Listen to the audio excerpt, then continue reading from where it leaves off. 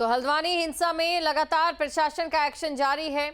हिंसा के बाद प्रशासन की कार्रवाई तेज हो चली है और अब तक 36 आरोपियों की गिरफ्तारी की जा चुकी है। उपद्रवियों के खिलाफ कुर्की का आदेश भी है। अब्दुल मलिक समेत 9 नामजद पर कार्रवाई की गई है। उपद्रवियों की दिन रात तलाश में पुलिस जुटी है।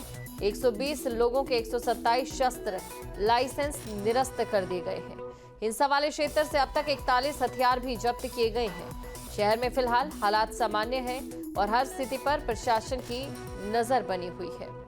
दिल्ली समेत कई राज्यों में दबिश दी जा रही है। पत्थरबाजी में शामिल महिलाओं की तलाश भी की जा रही है। सीसीटीवी फुटेज के जरिए उपद्रवियों की पहचान की जा रही है। हथियार, पेट्रोल बम पहुंचाने वालों की भी जांच होगी। बनभूलपुरा में विवादित जगह पर पुलिस की चौकी भी बनी है। तो शहर में फिलहाल हालात सामान्य है।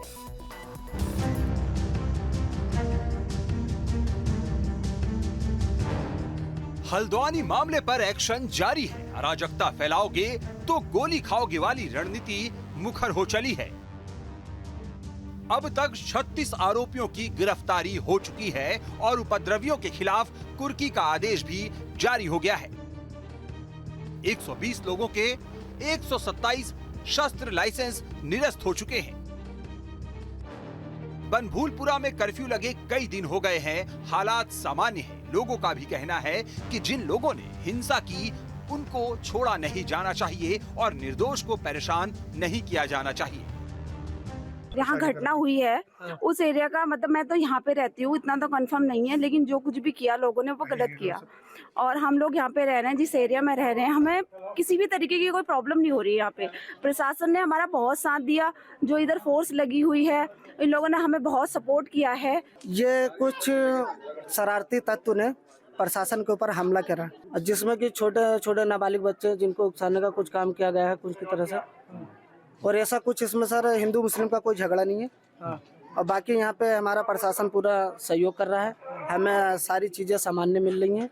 में जो है माहौल ख़राब हो रहा है, तो हमने अपनी अपनी शॉपें बंद की और हम अपने सीधे घर पर आए। हमने अपने बच्चों को देखा, सब कुछ ठीक था।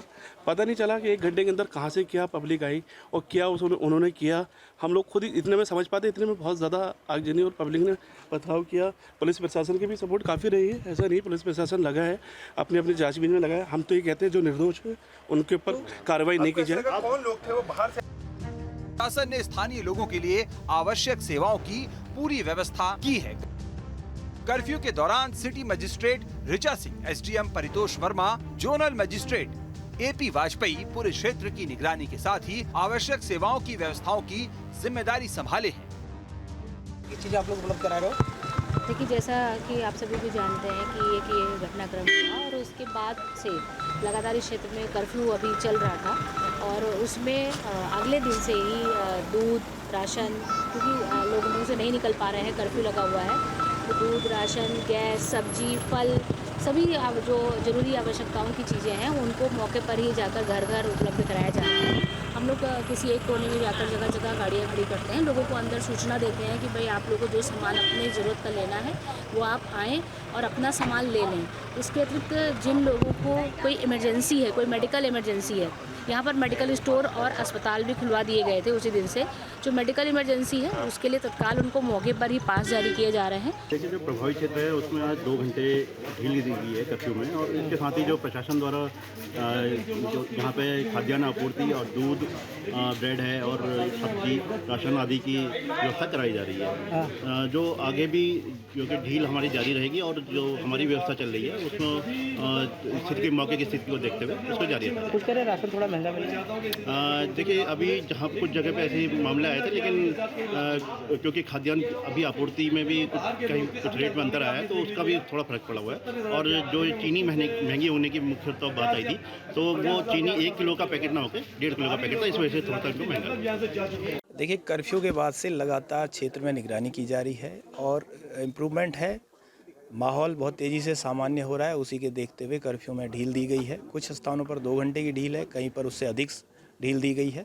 आवश्यक वस्तुओं की आपूर्ति विभागों के माध्यम से सुनिश्चित की जा रही है, चाहे वो दूध हो, अंडा, ब्रेड, फल, सब्जी, राशन, सभी सुनिश्चित किया जा रहा है। साथ ही जो मेडिकल स्टोर हैं उनको खुला रखा गया है। हॉस्पिटल बनफुलपुरा का वो फंक्शनल है, वहाँ पर अतिरिक्त डॉक्टर तैनात किए गए हैं।